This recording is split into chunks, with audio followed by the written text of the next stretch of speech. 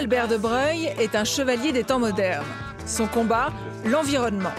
Il a voulu ainsi faire du château de la Bourdaissière le fer de lance de la sauvegarde de la nature. Et cela commence par la rénovation de ce château Renaissance. De la chaudière aux fenêtres, tout est passé en revue pour être le plus économe en énergie. C'est tout simplement une fenêtre avec un double vitrage. Et cette double fenêtre fait qu'on économise probablement 35% de déperdition de chaleur. Une passion pour la nature qui s'apprécie surtout dans le Dahlia Color. Un jardin extraordinaire aux centaines de variétés de dahlias.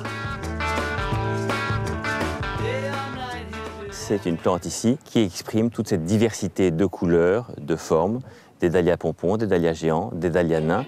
Mais dans son combat pour la biodiversité, sa reine, c'est la tomate. Le prince la célèbre ainsi chaque année dans un festival. Cuisinés ou crus, les 8000 visiteurs viennent découvrir un fruit qu'ils croyaient connaître. Et pourtant... Est-ce qu'elle s'appelle toute tomate des Andes? Non, non, non. Vous avez la cornue des Andes qui est cette... Voilà, vous avez la cornue des Andes, où on l'appelle aussi andine cornue ou andine tout simplement.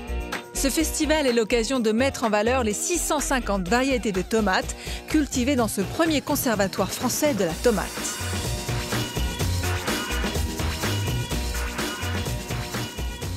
On a des très très beaux fruits, ça c'est l'ananas.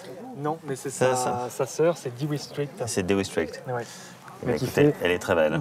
Pareil, les très gros fruits jaune-orangé, mais donc elle est tout à fait comme ananas, sauf qu'elle n'a pas les rayures rouges à l'intérieur. Aujourd'hui, les consommateurs ne connaissent pas plus d'une dizaine de variétés.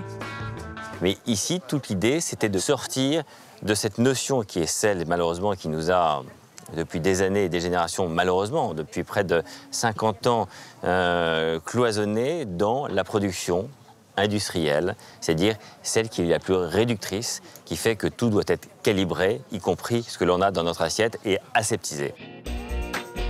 L'objectif du prince, montrer que la biodiversité se trouve aussi dans notre assiette et que la tomate, dans sa diversité, est une espèce menacée au même titre que les 130 espèces de plantes et d'animaux qui disparaissent chaque jour.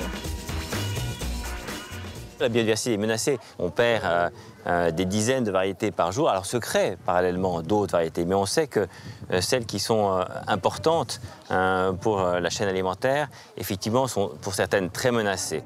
Les cultures ici sont évidemment biologiques, de bonnes habitudes que le jardinier du conservatoire espère transmettre aux visiteurs. Pas de produits chimiques du tout, non, non. Cette année, j'ai fait traitement un petit peu bouillie bordelaise et puis plus tard, j'ai fait des traitements au soufre. Il faut toujours mettre de l'engrais, hein. Tout ce que vous pouvez mettre comme compost, comme purin d'ortie aussi au cours de culture, c'est très très bon. Selon Louis-Albert, nous, consommateurs, avons tous un rôle à jouer pour freiner l'appauvrissement des cultures, en refusant par exemple de n'acheter que des produits calibrés. Une action militante et gourmande.